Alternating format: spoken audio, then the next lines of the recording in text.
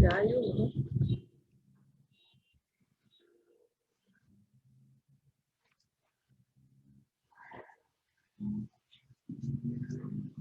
Buenos días, Elizabeth, ¿cómo estás? Buenos días, profesora. ¿Cómo ha estado? De verla, muy bien, gracias. Vamos a comenzar. Este tema Ok, es está bien. chiquito. Antes de Sí, que comencemos, sí, pues quiero decirle de que el próximo fin de semana es el examen, sí. ¿verdad? Entonces yo estoy tratando de hacer la guía. Ok, Primeramente, no, de aquí a mañana o pasado ya se las estoy mandando perfecto, profesora. para que les ayude, pues. Entonces, vamos a dar inicio entonces al tema de la hipoteca. Y decíamos, ¿verdad?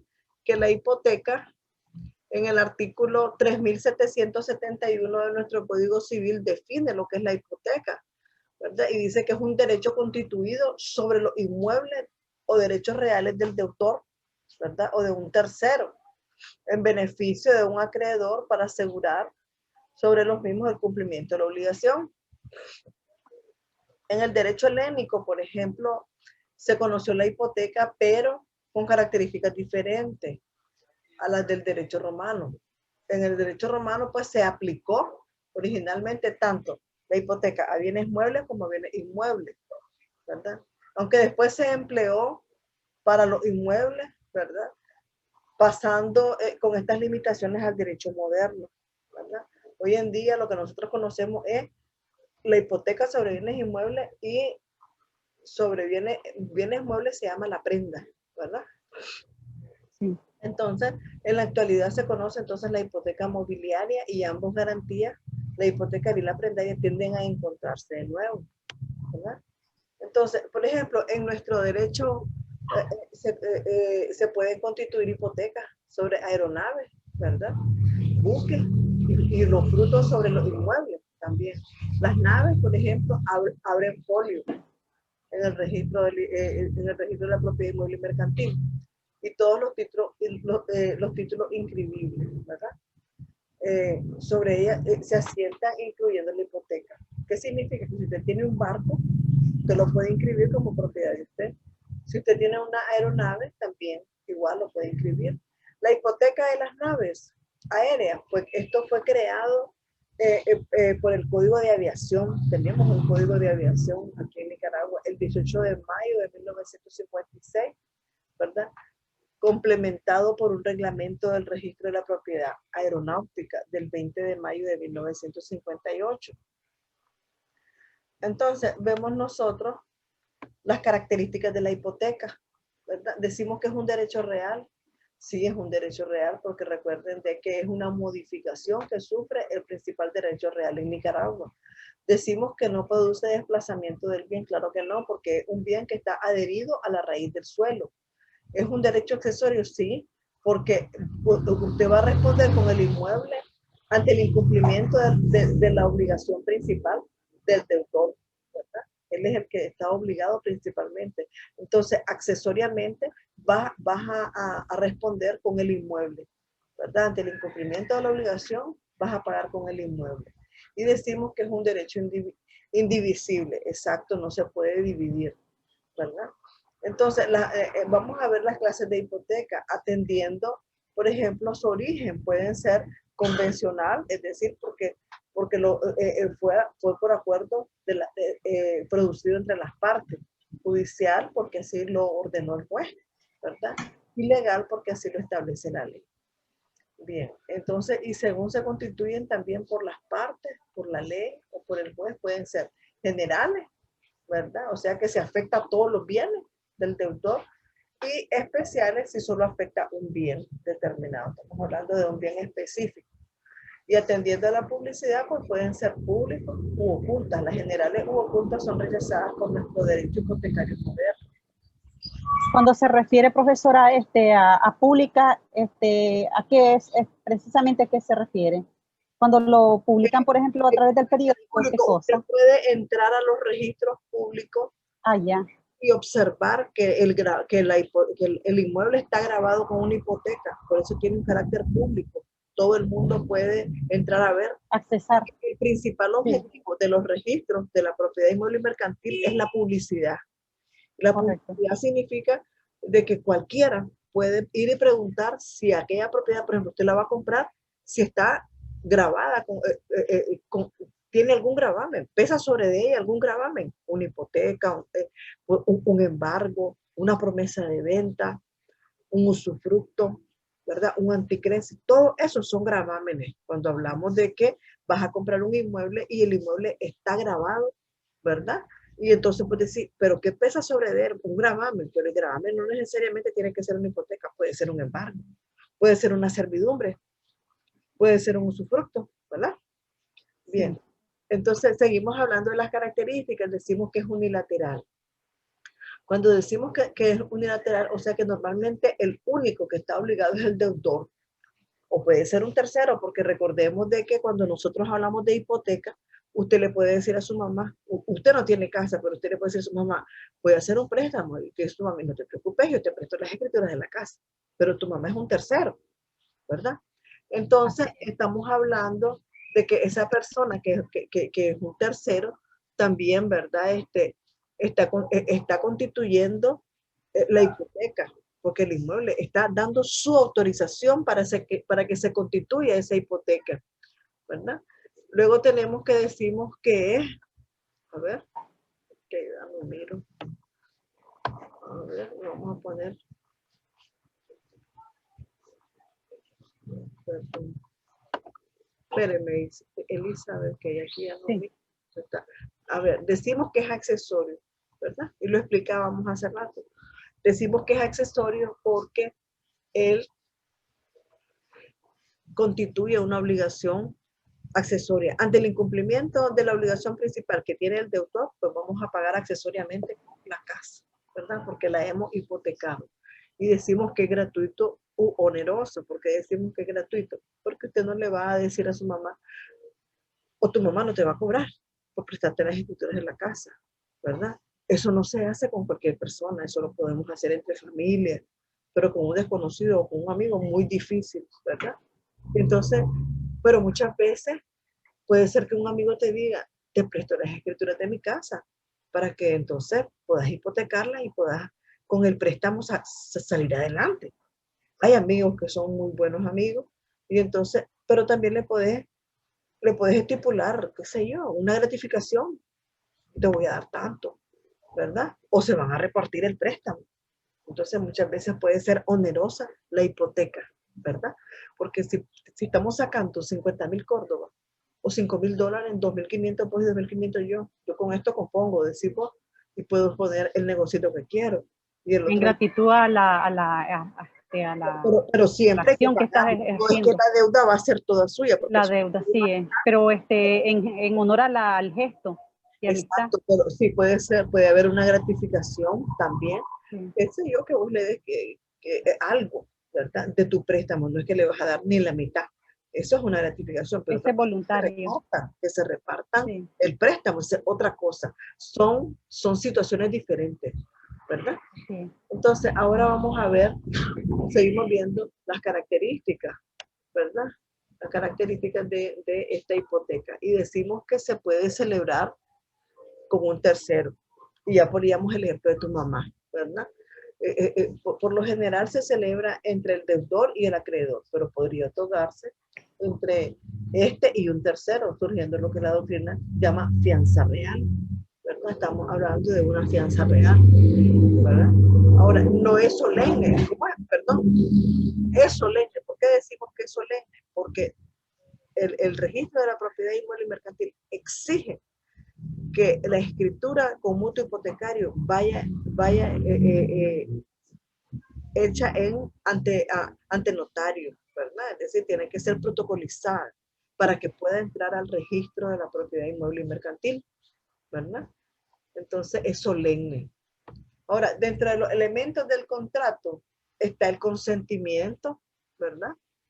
El consentimiento que debe de manifestarse en escritura pública, la capacidad para enajenar. Usted tiene que ser titular de ese bien para poder tener capacidad como dueño y enajenar ese bien. ¿Qué significa? Usted no va a ir a enajenar el bien ajeno, a menos que aquel dé su autorización, ¿verdad? Y el objeto, pues en nuestro Código Civil se señala en el artículo 3799, todo lo que se puede, es decir, ampliamente todos los bienes que pueden ser hipotecados, ¿verdad? Los inmuebles, derechos reales, como los usufructos, la hipoteca, pero no el uso y la habitación no se pueden hipotecar, ¿verdad? Y tampoco la servidumbre en forma independiente porque no pueden enajenarse. También eso está en el artículo 1548 de nuestro Código Civil. También las obligaciones que pueden garantizarse con hipoteca. ¿Qué tipo de obligaciones podemos nosotros garantizar con una hipoteca? La obligación de dar, hacer y no hacer. Eso lo miramos en materia de obligaciones, ¿verdad? Sí. Y las simples, las obligaciones sujetas a condiciones también suspensivas o resolutorias.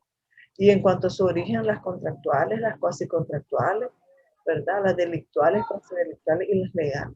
Estamos hablando de los tipos de contrato, cuasi contrato, cuasi delito, ¿verdad? Eso generan obligaciones. Entonces, vos podés garantizar una obligación con una hipoteca.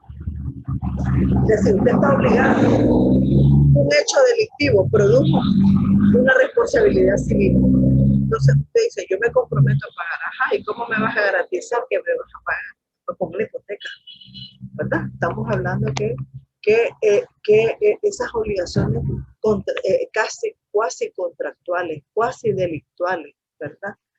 Se pueden también garantizar con una hipoteca, ¿verdad? Entonces, la causa, pues para determinar la causa es preciso distinguir si el contribuyente es el deudor, ¿verdad? Su causa será entonces la misma de la obligación principal. Pero si la hipoteca es otorgada por un tercero, pues se pueden dar varias situaciones ahí, ¿verdad? Pues que el tercero se limita a constituir la hipoteca sin expresar causa. Cuando el tercero no recibe ningún beneficio a cambio por la hipoteca, entonces la causa sería la mera liberalidad. ¿Qué es lo que espera entonces esa persona que no recibe ni un peso de ese préstamo? Pues que le devuelvan su casa, la liberalidad de esa hipoteca. Eso es lo que va a esperar el tercero. Y se recibe en beneficio del deudor, la causa será la obligación de que contrae, ¿verdad?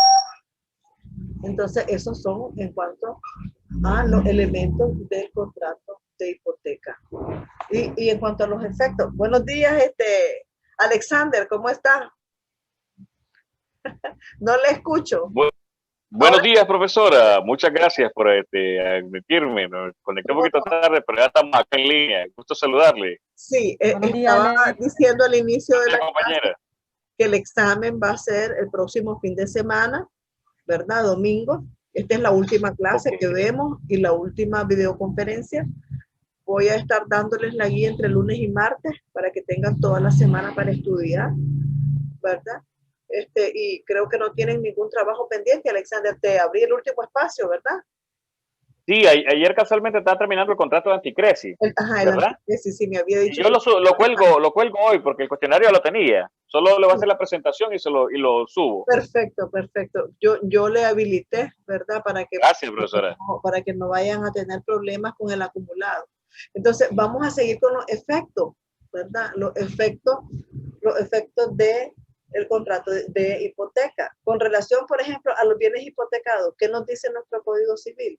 En su artículo 3774, dice que la hipoteca se extiende a todo lo accesorio, a las mejoras naturales, a las construcciones sobre terrenos vacíos, etc. Y con relación al dueño hipotecado, con relación al dueño del bien hipotecado, entonces el artículo 3836 establece que el dueño continuará siendo el propietario y poseedor del bien. Entonces él tiene uso y disfrute y dominio del bien, porque recuerden de que aunque hipotecas la casa, vos te quedás viviendo en tu casa, ¿o no? Estás en calidad de depositario. O sea, usted está viviendo en el inmueble, pero la casa está hipotecada, ¿verdad? ¿Quién mejor depositario que el dueño? Exacto. Porque ¿qué mejor depositario que el dueño? Porque él la va a cuidar. En manos de un tercero te puede deteriorar la casa, ¿verdad? Ahora, con relación al acreedor, la hipoteca concede al acreedor derecho de venta, persecución y preferencia. Ya sabemos de que el acreedor está esperando que le paguen su crédito, ¿verdad? Y al esperar el que le paguen su crédito, Si usted no le paga, pues él tiene la opción de vender el inmueble o sacarlo a pública subasta o de adjudicarse el bien en un juicio de ejecución forzosa, ¿verdad? Porque recuerden de que los juicios de hipoteca antes se llamaban juicios singulares, ahora se llaman de ejecución forzosa. Entonces él va a decir, bueno, si me conviene quedarme con el inmueble porque es de concreto, voy a hablar con la juez y le voy a decir que me adjudique el bien, es decir, que pase a nombre del banco. Pero dice él, Profesora, porque le puedo meter unos realitos, la compongo y la puedo vender más caro. Además, en la zona en que está ubicada es buena. O sea, todo eso va a depender que el banco piense en que se puede adjudicar el bien. Pero también,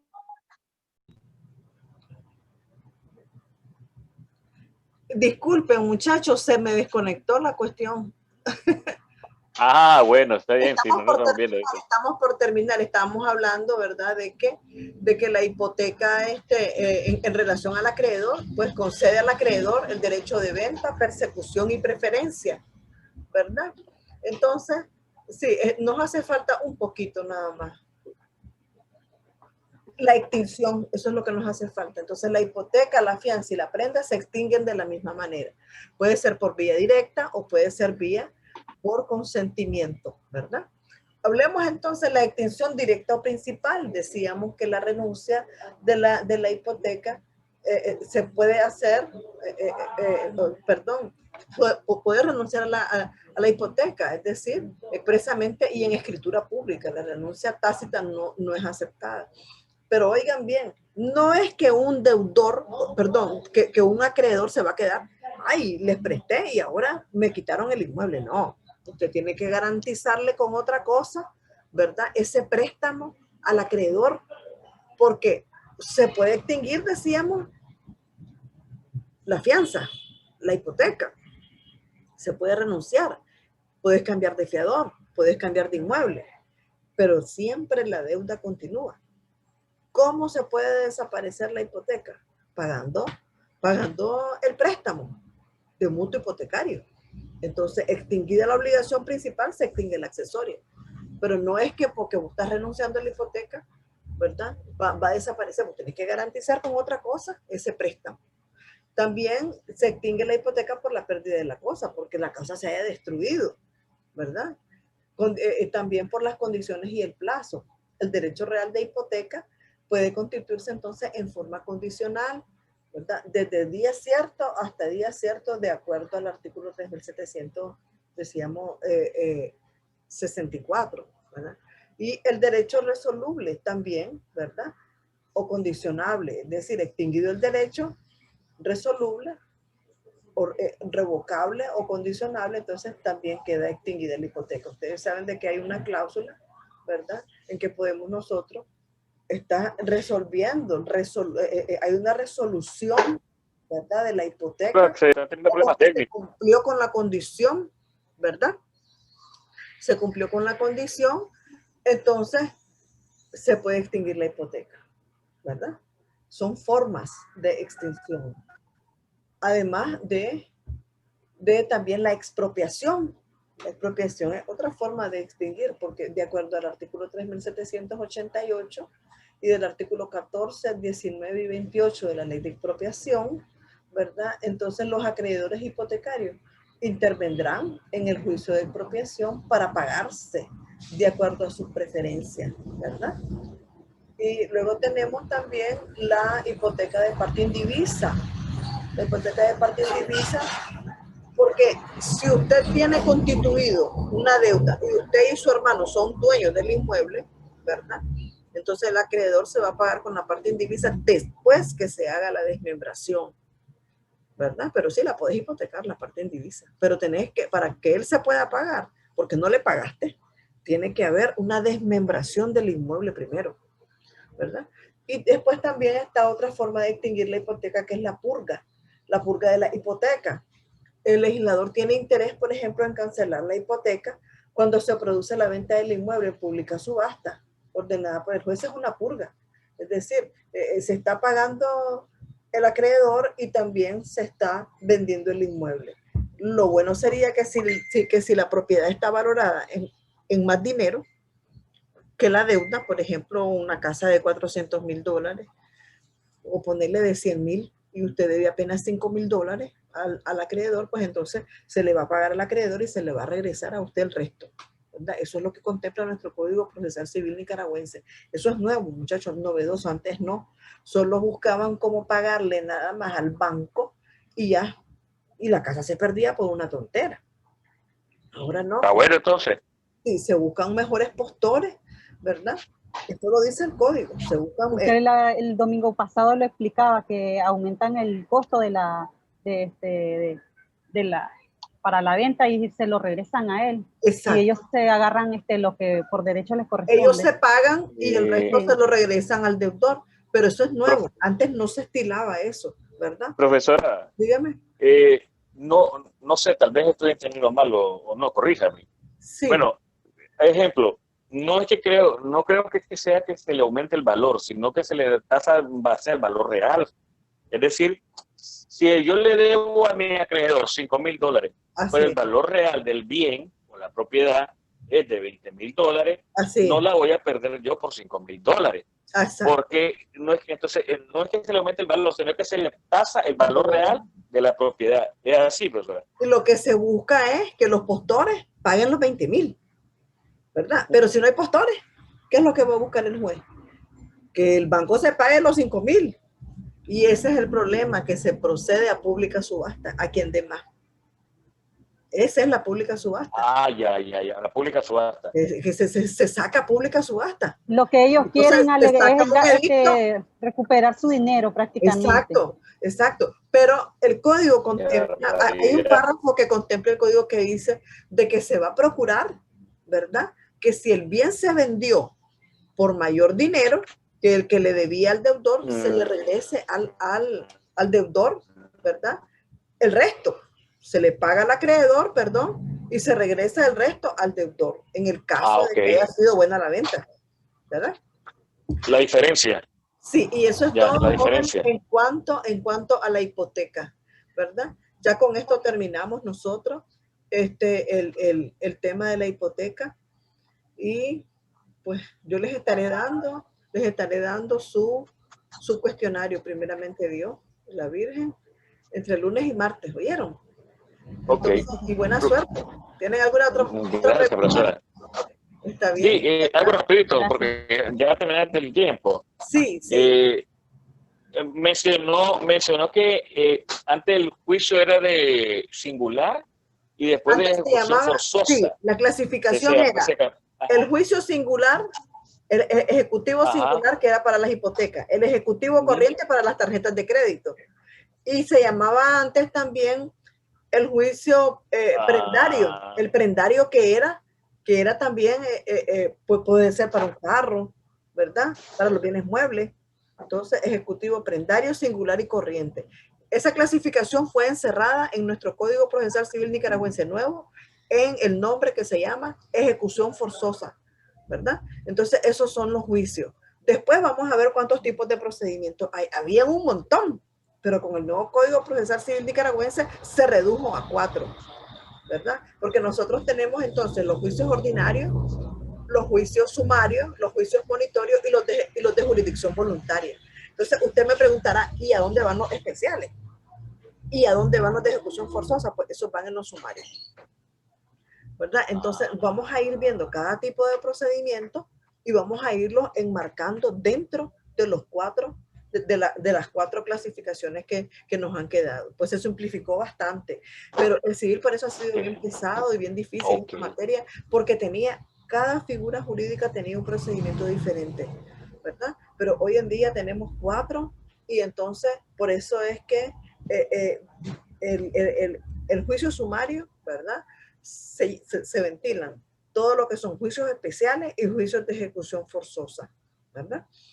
Y entonces vemos nosotros que también dentro de la jurisdicción voluntaria, ahí podemos ver títulos supletorios, juicios de consignación, juicios de declaratoria de identidad. Ya vamos a entrar a ver, cuando miremos procesal, toda la gran gama de juicios que nosotros tenemos que manejar. Bueno, jóvenes, eso ha sido todo por hoy. No tarda la computadora en ponerse negra. ¿Tienen alguna pregunta?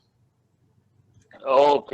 No, Está profesora. bien. No, no, yo no Ha sido tengo un más preguntas placer, tampoco. gusto de oírla, Elizabeth, gusto de oírla, gusto, Alexander. profesora. Buenos días.